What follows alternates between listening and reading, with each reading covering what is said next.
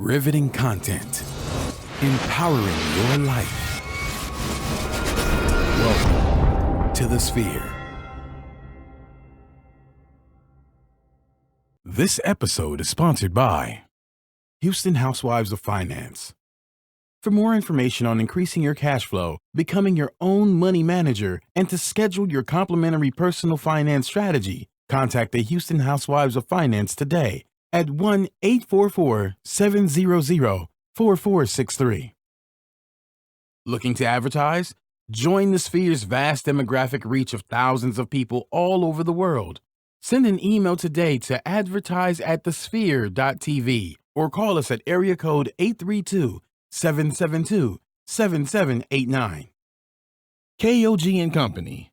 Are your unique gifts and talents changing the world? Do you desire to belong to a community of unity? Visit KOGpassion.com to learn more about the Unleash Your Dopeness movement.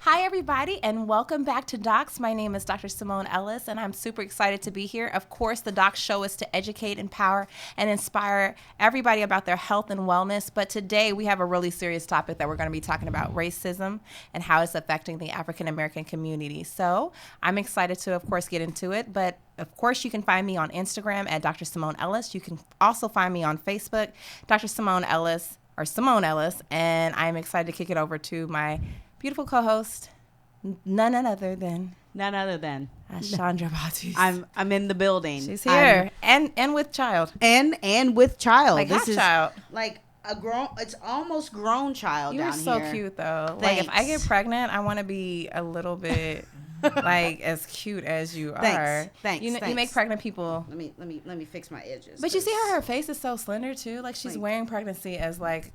You're I look 12 today because I didn't beat, I didn't get beat. Did you see the effort though here? Yeah. I got an eyebrow. Yeah. And lip color pop. She's killing it today. Thanks, Amethyst, my color. I want to say that she's really doing some big things. I tried I'm to put so proud. eyelashes on too, but then I was it didn't quite work. I almost said fuck it on screen. Can I say I was like literally like fuck that. Like I was so over it. Well, if you're gonna say anything like that, this is the week to say it. Yeah, you're like fuck life, right? What's going on? What is going on today? It's real in these streets right now. Like it's and real literally and figuratively. It's hard to not talk to I'm pregnant, so it's hard to think about fetus? Talk to my fetus about being beautiful and a queen already. Like you, because the world is going to definitely try to rip it from her. Yeah. Like you're good, baby girl, and my daughter, my son, and just kind of getting them to understand some things. And I remember talking to my mom about this whole thing in Charlottesville because I was at my parents' house, and I was like, Mom, did you ever think that you'd be seeing this again on TV? So, guys, let's talk about it. I mean, of course, you know that last week on Friday and Saturday, Charlottesville, Virginia, we witnessed basically racism at its finest, like white supremacy, national television. And then to top it off, we lost a person, Heather Hyde, who was just there trying to basically be a good human. Mm-hmm. And then we have the president of some country, not my president, decide that it is acceptable and okay to, they were bad on both sides, and on many sides, and then have to be forced to have a statement, and then come back and basically retract what he said, and have, I think even the white supremacists, is the president or whatever they call themselves, the white Nazi king, decided to say thank you, Trump, for supporting us. So I know the temperature of this culture sure is so boiling high over. right it's now. It's actually boiling over, and my brother is in Iraq right now. Oh, God bless So him. shout out to my brother. Shout out to you. Please come back to us. He will. He's going to come back fully whole, mentally, physically, emotionally, and spiritually. In the name of God. Absolutely. Right. And so I was asking him how he's doing, and he was telling me, it's hot, whatever, and he was kind of giving me his side. And I was like, well, it's complete, utter mayhem right now. Right.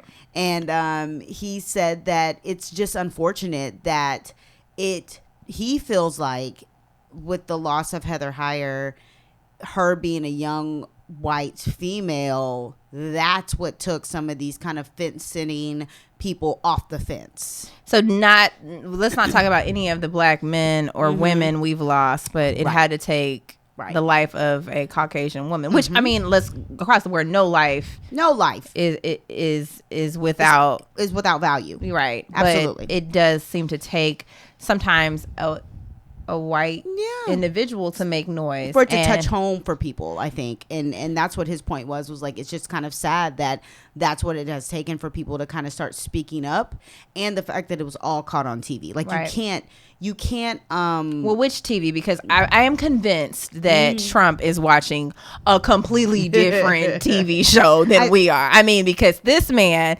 whatever, when he opens his mouth, I am literally amazed, because he's like, what I watched, which was different from what you watched, and I'm like, no, I think everybody saw the tiki torches, and the Jews will not replace us, and the car that sped through a group of people. Like, I saw that. Maybe I was watching something wrong. What TV show did you have on? Well, I had on the same TV you had on. Wow, and probably most other people. And I so me being not well versed in Nazi rhetoric, I did not understand what blood and soil meant. Yeah, when you wrote this on the Runner Show, I was like, because they were saying that too, right? So it was Jews will not replace us, and blood, or Jews will not replace us, right? And then blood and soil, right? Okay, so I was like, what the heck is blood and soil, right? Like, what is it? What does this mean? And in my research, it is an old German Nazi slogan that's translated into English. Okay, and it pretty much is kind of a term that says, if you are from like the rural areas of the country, so if you're from the rural areas of Germany, then you have a more tie to the direct lineage, so your bloodline is more direct to the the purest form of, absolutely, right, purest form of Anglo-Saxonism, I German, guess, German, whatever it is that they, once again, I don't find myself to be very versed in German culture. However, because I don't need to be, I need to know about my culture, right? Blood and soil. That's what mattered to me. However, that was their thing. And so what's so funny is that these I don't know if I want to call them young men, these what are we calling them? I think we should just call them with it, the tiki wielding. I was just about to go there. Tiki tortures. So the tiki tortures, because I mean, these are not men. These are not women. Like, I wouldn't even call them that, because of the fact that true humans, they're not, like, you can't call them humans. It's not fair to call them that. It's not fair. So not only were they being hypocrites and holding a tiki torch, because that's just hilarious. Could you have imagined how lit Party City must have been? Oh, like, what? We're going. What? We're going. They made it. I mean, they were like, we're everybody meet us up at Party City. But you got going a tiki down. torch, like a Polynesian, a Polynesian. Like, what would it really got them mad was everybody coming out with Lula's like, so where the party at? Right. Like, where's my hula skirt? Since I mean, but since we're have you seen we're gonna misappropriate things. Have you seen the memes though with those two? Like, when you seeing a white person with a tiki torch and you like, where you going? Like, I think I might feel that way. Like, where are you going? Like, if you see somebody, a white person with a tiki torch, you may get a little. You might feel some kind of way. It's like a black person with an education. You might feel some kind of way. You may. And so, blood and soil, them chanting it is so it's such a misappropriation of the term, because they not from here. Like, they're not from here. They are not natives.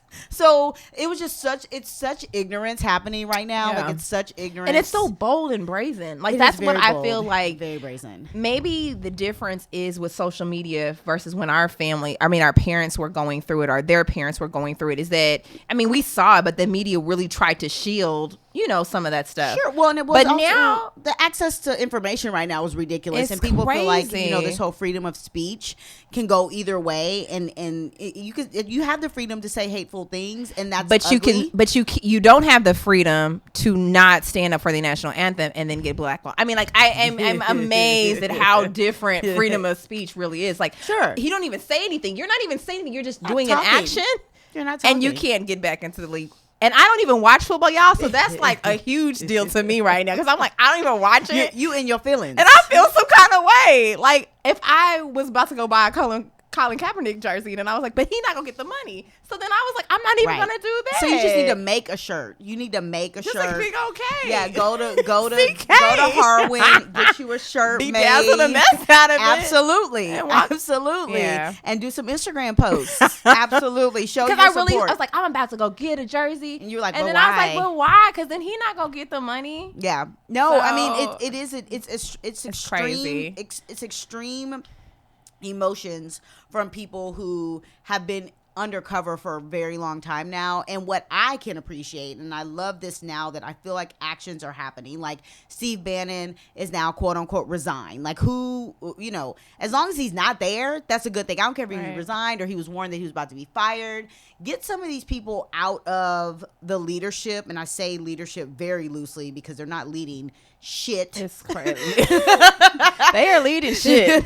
We going to shit. Right. Like it's crazy. As long as I feel like actions are happening, then I'll be happy with it. But the idea of it being so blazing right now, and you and I think, come from a place of people not thinking that we, because we're doctors, or that we are in some different form of a cream or crop or whatever, that we don't experience any sort of racism or adversities and all that. And I think that is something that we have a very direct touch onto, where it's how we have experienced it, what we've seen, what we know, what we still deal with. Absolutely. And so I think that this, even though, and this is another reason why I'm very proud to have children and be able to show them now, like, baby, you got to be the best of the best, the smartest of the smart, the organized of the organized, because you will always still be black. Right. And I think that was something that was really big that my mother definitely instilled in us at the really, really early stages, because of the fact that you had to just be so much better just to be equal. And that to me is crazy. So before we go into a little bit more of that, like, this portion of the show is sponsored by Houston Housewives of Finance. Did you know that only 4 states in the United States offer financial education? 33%, or more than 77 million of Americans, don't pay their bills on time. 39% of Americans carry credit card debt from month to month, and 39% of adults say that they do not have enough savings. So don't become one of these statistics. Let the Houston Housewife of Finance advise you on increasing your cash flow and becoming your own money manager by scheduling your complimentary personal financial strategy today. Contact the Houston Housewives of Finance today at 1-844-700-4463 or email us at info@houstonhousewivesoffinance.com. Ask us how you can participate in a complimentary financial literacy workshop near you. Houston Housewives of Finance are the new face of the new age of financial services. So you're right, like, those conversations happen, and I thought that I think Procter & Gamble just had a commercial out probably a couple of weeks ago. Yes. About conversations that are had in black households. Yes. And how white America was enraged about these conversations. And I'm thinking, all of those conversations I've experienced. I didn't even hear about it. I don't know where I was. Maybe I was knee deep in bills and or patients and or paperwork. Somebody's mouth. or a mouth. When I finally saw the commercial, I was like amazed at it, because it shows from the time of, like 1950s, 40s. Yeah, like foregone. Crazy.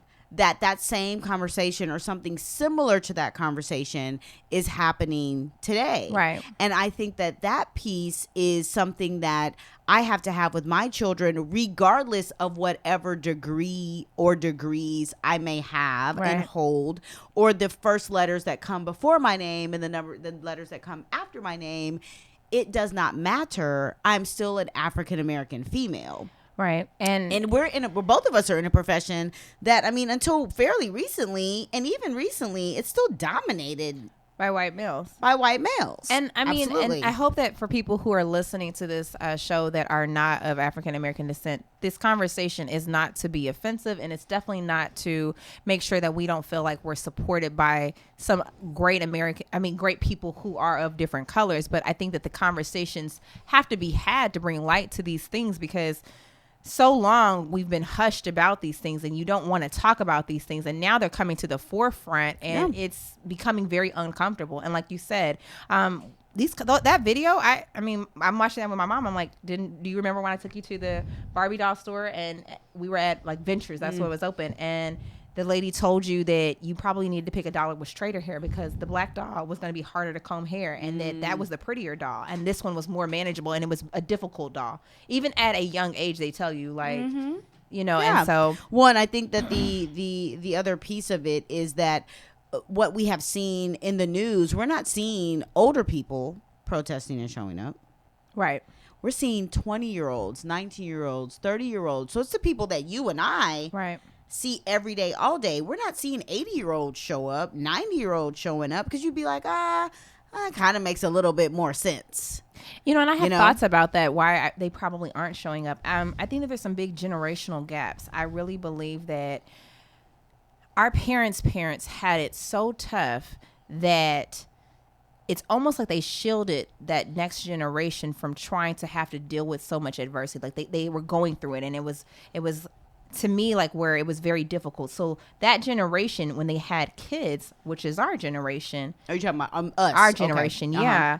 They kind of shielded us from some of that stuff. Some of those conversations stopped being had, like they were, because they were in the forefront. So we didn't have as many leaders in our direct generation that was experiencing it, or they were experiencing it, but we just weren't talking about it. So now you have these new leaders that we're getting more killings. We're seeing more of these things happening on the forefront, and it's forcing it back to the forefront, because I think our generation, I mean, we're having everybody be woke now, but I don't necessarily know if we had so many vocal people about trying to push who was in our generation that person of time of voice.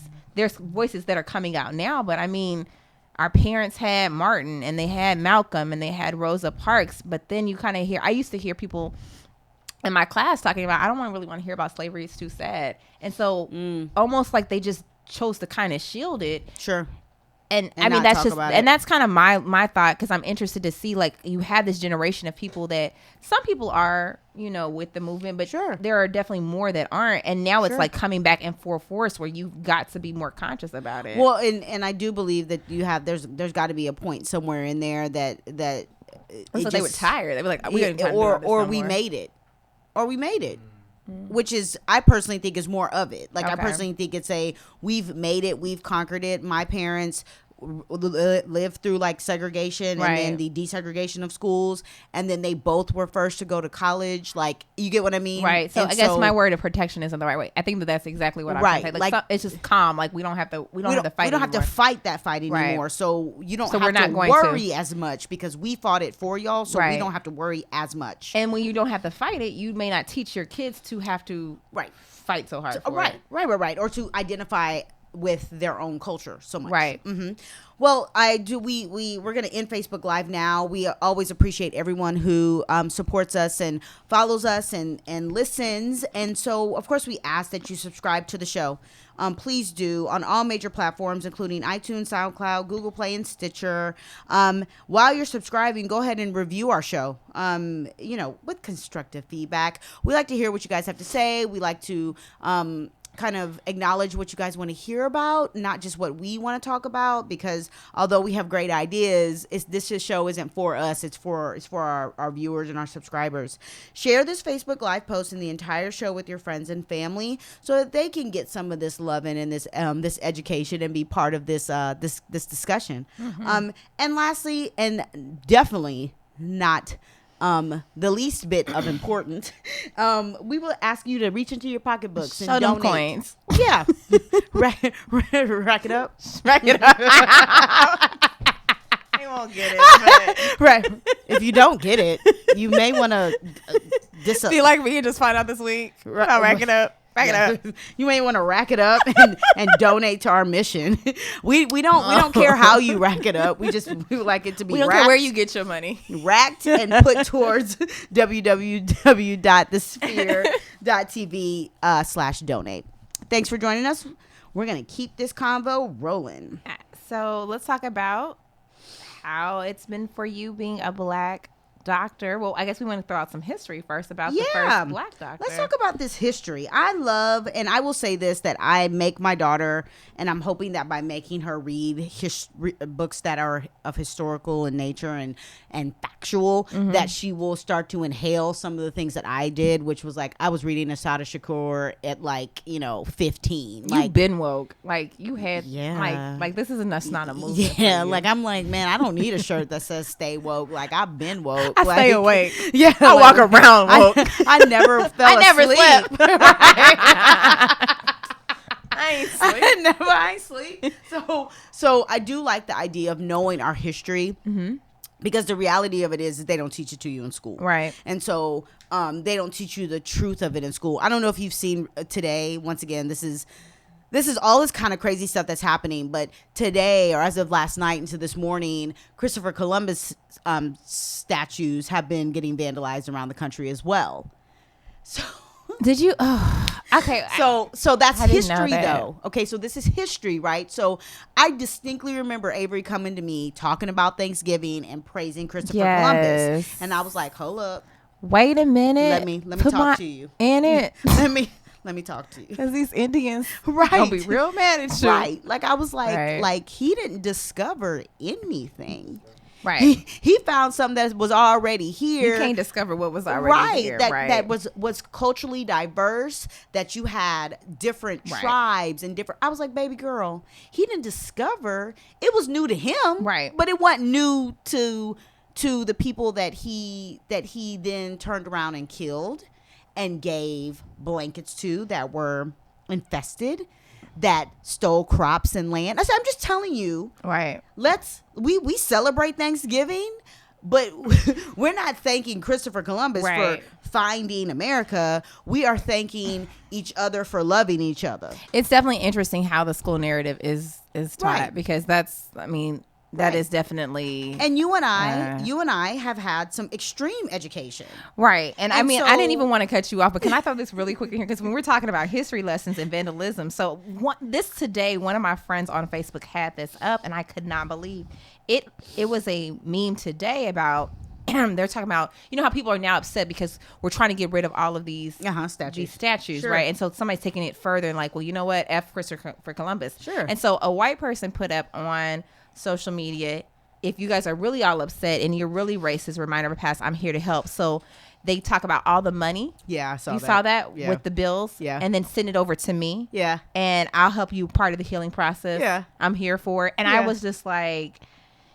how far is too far? Like, absolutely. And I agree with you. I 100% agree, which for me, that's why the statues don't, and don't get me wrong, are they offensive? Of course they are. Like, Hitler statues are not allowed in Germany, right? So you don't hear of any Hitler Academy. You can't. That was what you can't. Hitler Academy. You like no. You can't hail anybody. He is not honored. However, the complicated piece in our country is that we were founded by a whole bunch of Hitlers. Right. We're founded. But they're not by Hitlers. That. They're like slave owners who were right. Like and slavery doesn't get nearly as much offense. Offense. You talk Holocaust. Oh my God, it was so cruel. Slavery. But and slavery literally was the number one Absolutely. export of human cargo. And I mean, literally billions of dollars. I think when I went to the DC, the what was it, the National, the African American Museum. I think the amount of money was in the billion. I know it was in the billions. Sure. And it's crazy to me. Sure. Like, and this is just the money and the numbers that we can count. Right. Never mind all those thrown overboard. Right, because that doesn't count. They don't count. Right. So I think that part of the problem is that people refuse to acknowledge the historical piece of it. Right. I don't mind, look, at the end of the day, having a statue up because this person had some egregious mistakes in his or her life, but then turned around and tried to make some amends of it somewhere. Right? That's perfectly fine. However, I want my daughter and my son, or my daughters now and my son, to know the history behind who this person was. Yet Lincoln did not abolish slavery because he thought that it was horrible. It was a business move. It was a straight up business move. And so I told my daughter that too. Just so you know, boo, I'm happy he decided that it was a business move for him, that he said that that's enough. But it wasn't because it was out of the goodness of his heart. Well, and I'm proud that you're teaching that history, because when we leave those lessons, those vital lessons, up to people who I don't even know how to say that in the nicest way, but let's just say, like, don't have our best interests at heart, the narrative definitely changes. Absolutely. And so I want her to know about these truths, and learning that history, and reading off of the list that's required for school. Right. Reading, taking the time, because she does love to read, taking the time to read other books and things like that, so she can find out about people like, the first African American doctor, what he went through, his story, the first African American female doctor. Like, these are the things I want her to know, so that no one's going to educate my child the way they want to educate her. She can be like, well, okay, I knew about that, but did you know about this? Right. So,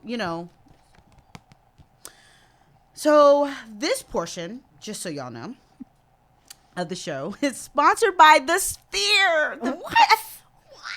We got an ad? What? Stop playing. Us. Us. Man, that needs to come back now. Right.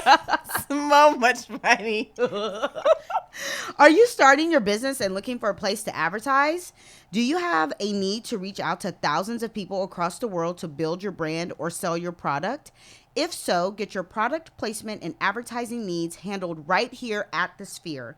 We offer a wide variety of content delivery platforms, including iTunes, Google Play, SoundCloud, YouTube, and Stitcher.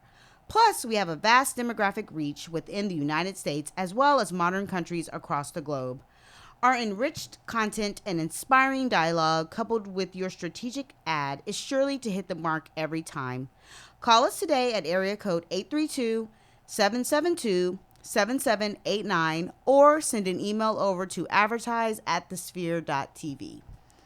So you were talking about the first Black doctor, James McCune Smith, or we're trying to figure out if it's George McCune Smith, but we know that I think it was my typo. That's my fault. But I thought his story was really interesting. He could not, of course, go to school in America, so he had to go over to Scotland to get his degree and then return back and service the poor. And he also was he was the first African American to publish scholarly studies, basically peer-reviewed journals. Mm-hmm. And I thought, when I was reading his story, even more so, he was when he died, they didn't even put his name on his grave. He died in an unmarked grave because of the fact that his family did not want to be in association with a Black person. His family was passé blanc, or passed for white, and so his kids continue to perpetuate, basically deny of their heritage. And so he, of course, started, us being able to practice medicine in the States. But of course, even back then, he couldn't even get a degree here. He had to go somewhere else to become able to practice medicine. So. And that was, in the mid 1800s when he went. Right. And now we have so many more students that are able to even get into school. Absolutely. I was joking. That was my sarcasm. Like, I'm like, and I have issues with that. So that was like sarcastically like a problem. But we do. We have more than 18, the mid 1800s. Yeah, like one is definitely progress from right. So, but I feel like, do you know that we don't even percentage wise in schools, we don't even represent the amount of a black. We can't even service our own people because we are so low in the percentages of schools. Like so, like I think if we are, what is it? What is it? 30%? 13% of the country, we're not reflected in our field. Like there's not 13% of African American doctors, right? Sure, and then even in class, I don't know for you, how many were in your class? My dental school class, it was like 58 of us, 59 of us, I think, something like that. Don't make me lie. Shout out to class of 2007. That's like, dang, that's like real small. I don't know. You wouldn't even know half your classmates if you saw them. No, I would. I would know them, but I can't say, ooh, you were number 68. Like I have no clue. But how many blacks were in your class? Because I went to an HBCU, we were majority black. One time for Howard. All right. So we even talk about that. I mean, yeah. So, for people who don't know, this is just a quick history lesson. Howard and Meharry are number 1 and number 2. So Howard University Medical School and Meharry Medical College were the first 1 and 2 to get started accepting our brethren. And in 1868, that's when we had 8 students at Howard, which is fantastic. And Meharry Medical College was founded in 1876. So about 8 years later, here comes Meharry, and that's in Nashville, Tennessee. And we have a couple of awesome pictures of that, which I just think is amazing. Yeah. I don't know if those buildings, well, I know that the medical school at Howard is not still standing, but I don't know about Meharry, if they have some sort of like building somewhere that they may have restored or something like that. But and interesting enough about those schools, did you know now that they're not predominantly minority? They aren't anymore. They're not minority just because they feel like to keep up with everything and the stats and stuff, they don't accept as many. I mean, there's not as many, I guess, black applicants. There's more people that are of different colors. Different colors, yes. My class at Howard, so class of 2007, was mostly black. But the class of 2008, 9, 10, and furthermore were much more mixed. So I went to school in New Jersey, and I don't want to jump into our personal stories, but I guess we won't go there. You want to keep giving history lessons? Well, so I could get into that, and I am going to get into that, but let's not go all the way left right now. You wanted to give some more. Teach the children. Teach the children. Oh, God. I mean, well, the teachings pretty much come from why we had to start them, right? Clearly, we had to start them because we weren't getting in anywhere, right? So the idea is that without getting in anywhere, we had to start our own. And somebody like Dr. Rebecca Lee Krupler, she's our first African-American female doctor. She actually went to a school in Philadelphia. Jesus, my brain is in this piece of hair that's coming out right here. Sidebar. This right here. This little thing right here. She actually went to school in Philadelphia and then turned around and practiced.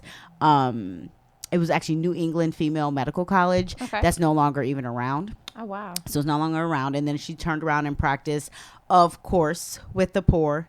And she was a physician, and there's actually no real picture of her. They say that all the pictures are kind of, what's it called? Like someone has drawn it. Defamate, is that right? No, not like there's no like actual, there's not a real picture of her anywhere that we can look at, like a picture that she took. Oh. They cannot seem to verify a picture of her. Wow. But she was our first female, which, I mean, that's important for us to Absolutely. know. And she was married a couple times. Her first husband actually died of tuberculosis, and her second husband was a runaway slave. Wow. What? So both of these, actually, I guess the first male and the first female, they were both big abolitionists too. Yes. That makes sense for that period of time. So Absolutely. I mean, we thank God for these people and their boldness. Could you imagine trying to accomplish such a feat in a time where people are just against you even trying to be absolutely great. I would love to. I wish that they had written some sort of or kept some journals, and maybe they have them and they have not been able to be restored or put down tangibly,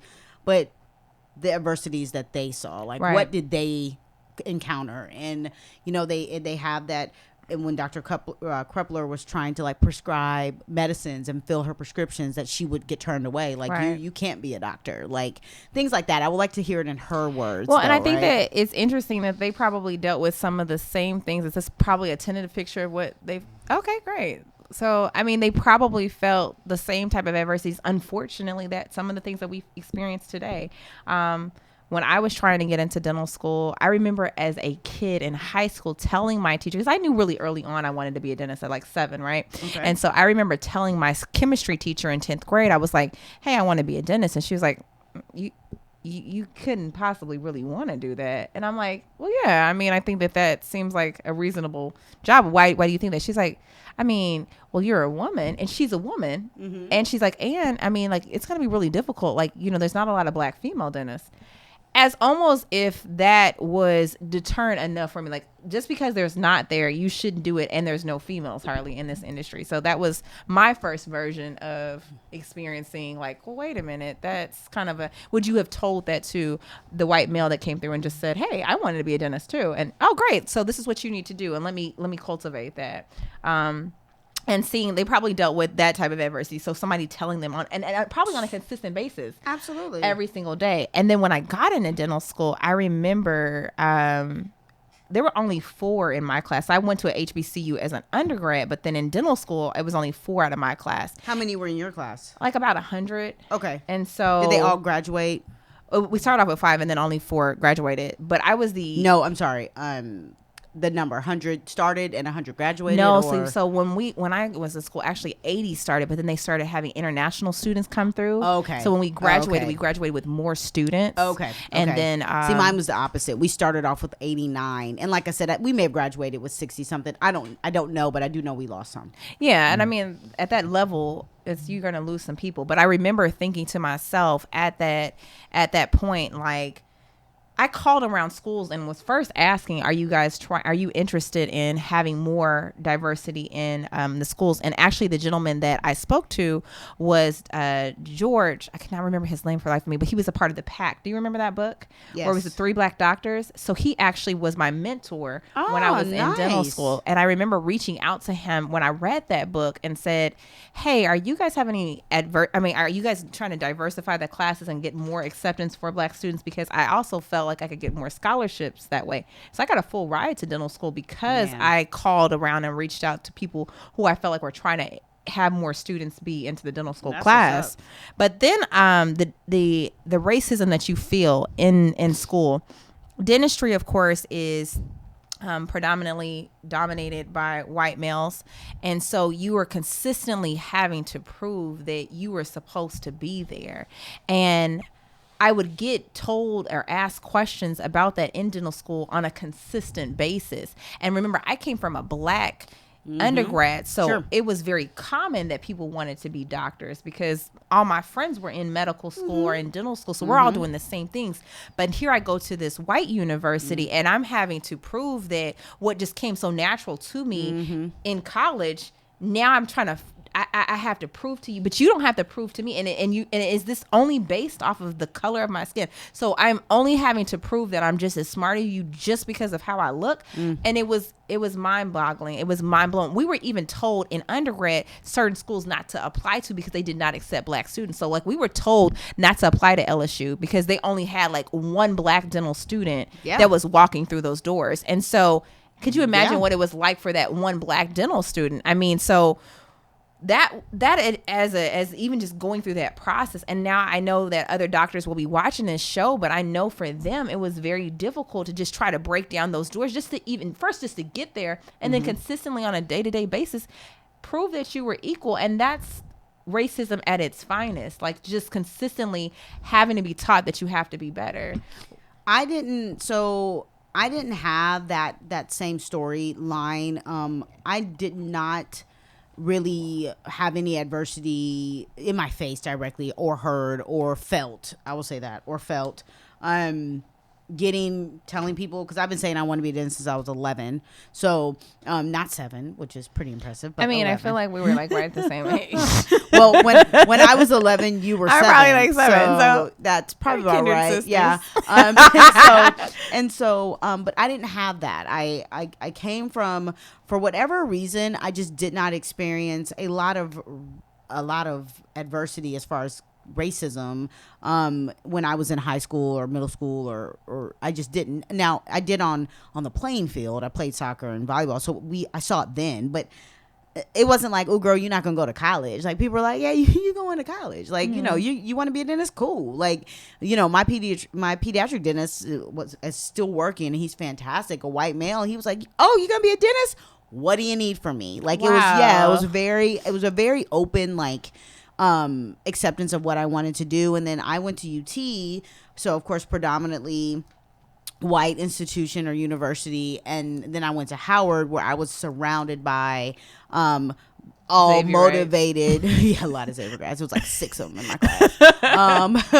Motivated by other African American people that were like, yeah, we're all going to be doctors. So I didn't hear it at all when I was in undergrad or dental school. Now, what was told to me in dental school was, you got to be better. You cannot make a mistake, because when you do, that mistake is going to be held against you more than the doctor down the street that did a piss poor job on dentistry. Well, you know who is better? Who's better? This portion of the show is sponsored by KOG and Company. Are you unique gifts and talents changing the world? Unleash Your Dopeness is a people-empowered movement built to encourage the masses to operate outside of their fears and have the gall to recklessly pursue their dreams and passion in life. Join thousands of others. I think KOG is going to fire me. Join thousands of others as we unlock the greatness that dwells inside. Shop dope gear at KOGpassion.com. That's KOGpassion.com and use coupon code DOPE ! For 10% off of exclusive Unleash Your Dopeness apparel. Act now. Sizes are selling out fast. I mean, it's dope, so I'm so sorry, guys, that me reading that wasn't as dope, but I will promise to be better next time. And that's interesting that you had a different take on it, because I felt like I felt it in reverse. Like, I came from a really nurturing environment. Everybody's doing it. And then dental school had some really great people there. Of course they did. But then you have some interesting ones where you have to consistently have that conversation. Well, and I had my first, like, kind of, and I still laugh about it today, because what else do you do? Where, like, I was like, oh, I guess I am a black doctor. Where it's like, I walk into the room and the lady doesn't realize that I'm black. So the first thing she says to me as I say, hi, good morning, I'm Dr. Batiste, is, you're black? And not like being funny. Yeah. Like, you're...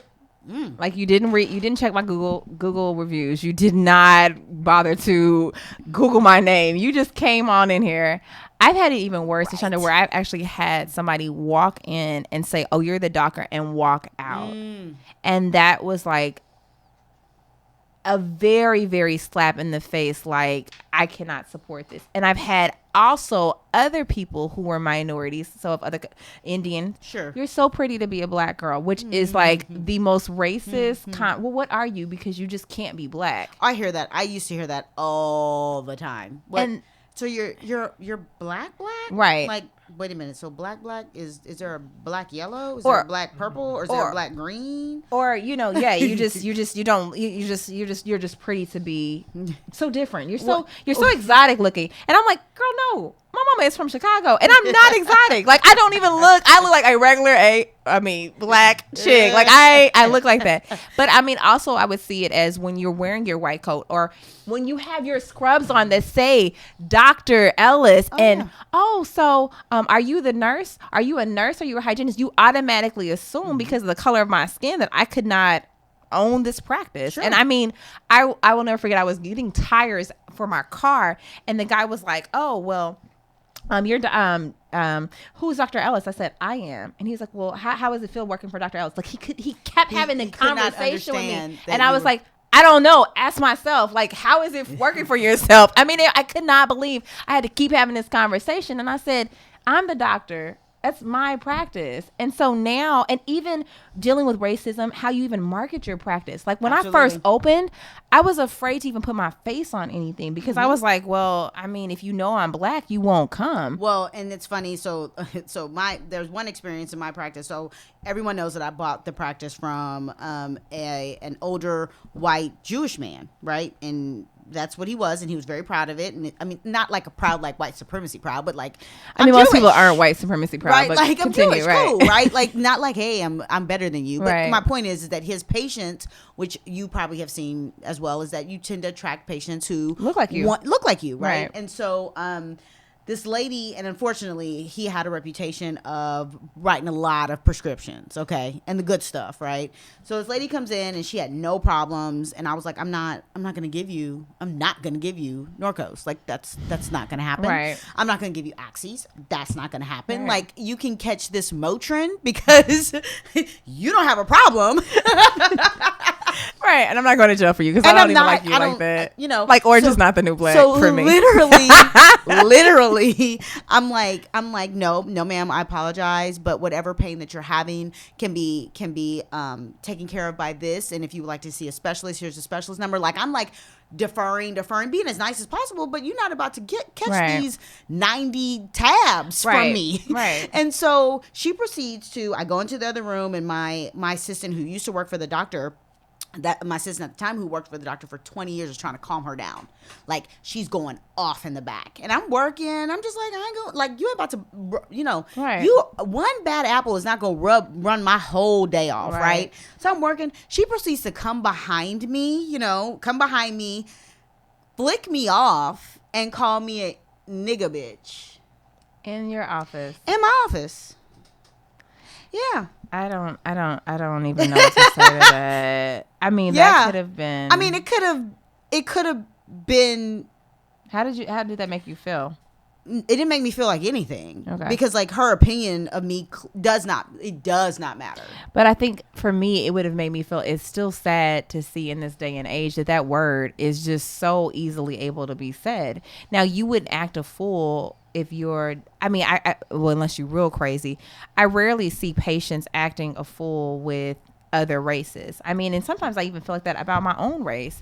You know, sometimes I feel like, hey guys, like we're healthcare providers, and respect us as such. Like, I'm not your homegirl. I'm actually like your provider, and I'm trying to provide you a service. But I do feel like you're right. Like the racism, I mean, I've never been called a nigga or a bitch to my face like that, unless you trying to, no, let me just. Well, and like she didn't, and the good thing was that I caught her at the end of it. Right. And at the end of like her spinning on her heels and, you know, walking out of the office, I'm never coming back. And I was like, you know, that's okay. Bye. I was like, God bless you. Like you're not for this practice. Yeah. Like right? God bless you. And literally I'm telling her, I will pray for you. Like literally as she's walking off, I'm like, bye now. God bless you. You handled it well. Like, you know, have a wonderful rest of your Right. life. Like I will continue to pray for you and your soul. Like that is what I'm saying to her as she's walking out the door, because that cannot push a button, because I know that that's what she's wanting, and she wants me to act a fool.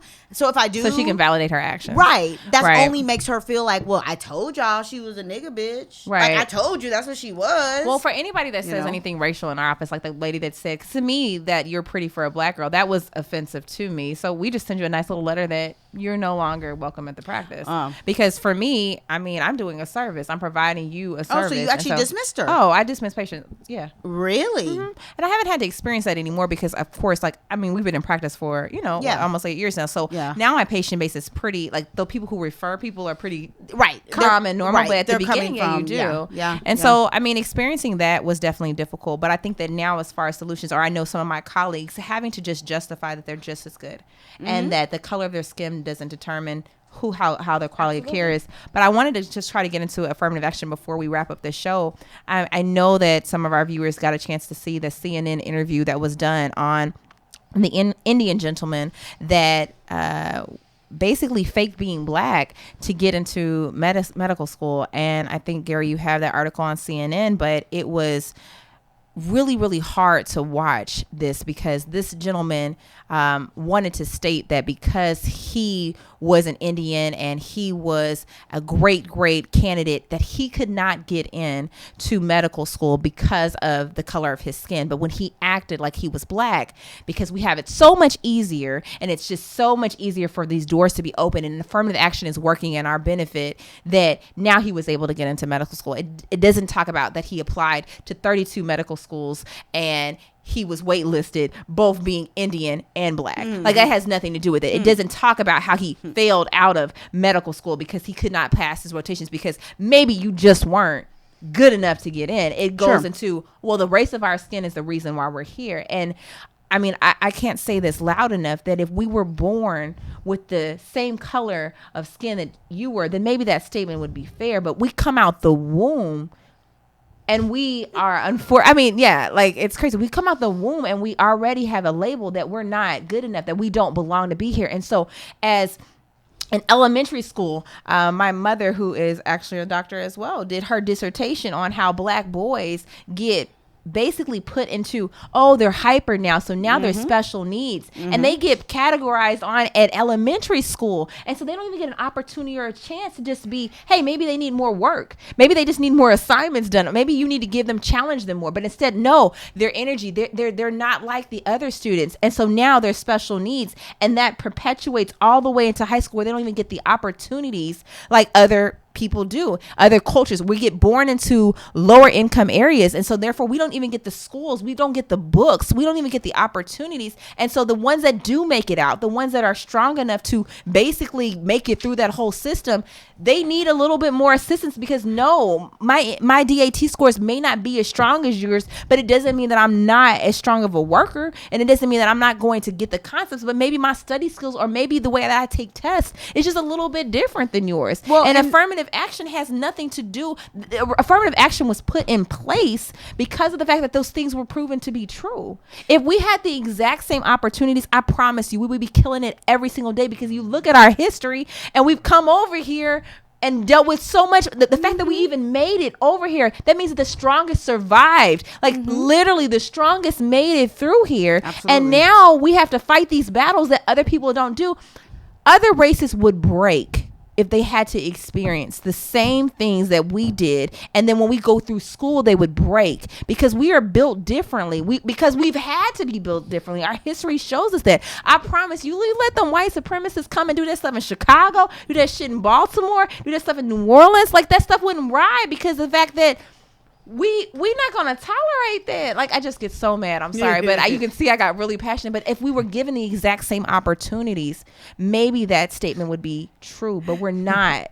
We're not given those. And realistically, there's systematic racism set in place by zoning and where teachers are hired and where teachers are fired and where funds are allocated as low down to as all the way down to elementary schools, that make it very hard for young African American bright students to be successful, young, gifted, and black. Absolutely. And so you missed the Nina Simone moment, but okay. Lord Jesus, my feeling on affirmative action is, at the end of the day, one of the main reasons why I came out of a dental school, and I was Sean Batiste and not Ashandra Batiste, and I was S Batiste on everything, because I was like, you know what? Ashandra is clearly black. Right. Sean, you don't know who she is. And S, you surely don't know. Wow. Absolutely. Because I'm not. Did you guys have to submit a picture with your application? Because we did. Oh, good. On probably my dental school applications, yeah, from what I can remember. But I was blonde back then. I was, Oh, wow. And like my patients tell me, you're not black. Little do they know. Little do they know. She is. I'm black. So black. I'm black. Yeah, I think that. And so what do we do moving forward?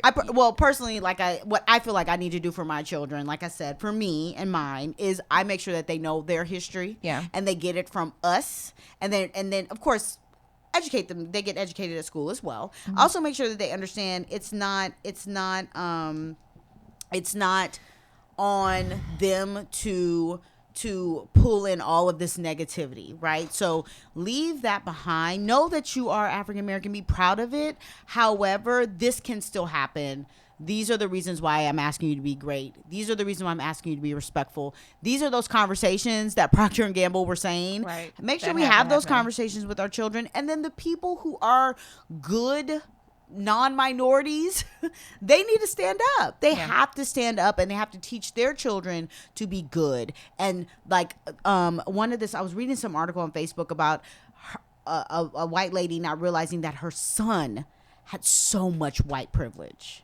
And he was taking advantage of having white privilege, and he didn't even understand that that's what was happening. Right. And so for them to then say, hey, yeah, my kids are getting benefits from being white. And maybe they aren't as smart or aren't as hardworking as this minority kid, but they're still getting the benefit of the doubt and the privilege put in front of them, and et cetera, et cetera. So I think that as a country, we need to acknowledge the historical facts.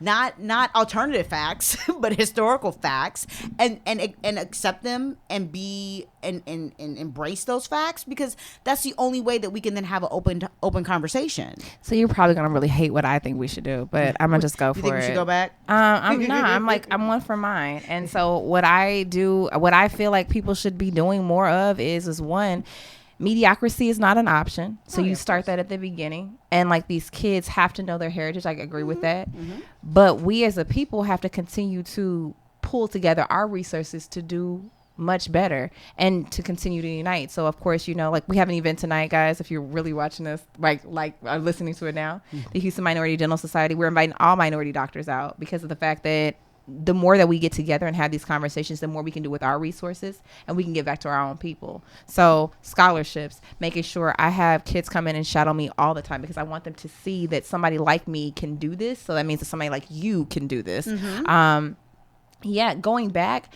I kind of almost wish we had the opportunity to have like the Black Wall Streets and the Black communities, because of the fact that it is disheartening to keep trying to have to prove when you really shouldn't have to. Well, and you would, if you would like to know my personal opinion on that. Yeah, let's go for it. And we could probably sit here and have a conversation till tomorrow. However, the idea for me is that I do believe that the desegregation of America worked to our detriment.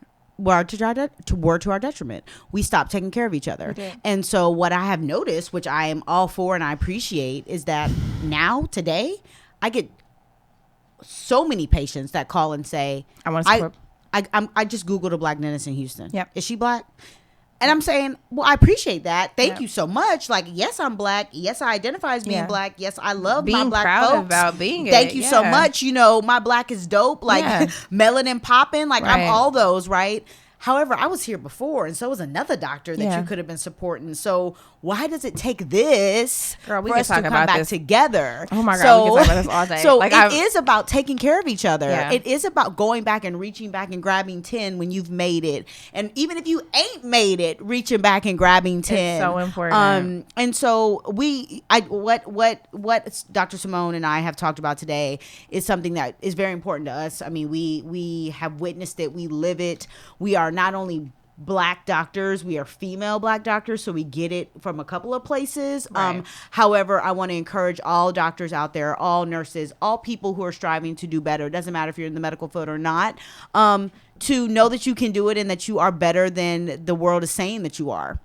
And hopefully you have some mentees that will reach back and grab you and pull you up by your bootstraps, because it is important to have that. And if you don't have it, find someone. Find someone who identifies with the struggle, because it is a struggle. And if you're ever called a nigger bitch, just know that you're not. And don't give them what they want. Don't use give them what they want. I can just see it too. Use a nigga bitch. Use a nigga bitch. Don't give them what they want. That's all I got to say. You can find me on Instagram at hotdoc.com.